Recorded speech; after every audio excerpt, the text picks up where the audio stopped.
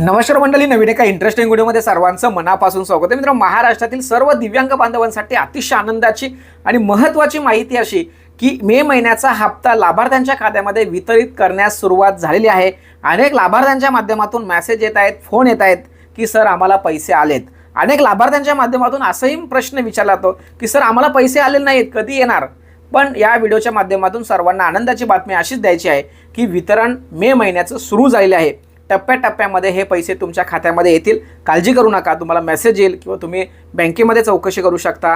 तुमचं bank passbook किंवा जे गुगल पे, फोनपे तुम्ही वापरताय ते चेक करू शकता. महाराष्ट्रामधील अनेक लाभार्थ्यांना मे महिन्याचा हप्ता वितरित झालेला आहे. तुम्हाला वितरित झाला आहे किंवा नाही प्रत्येकाने कमेंट्स करायचं आहे.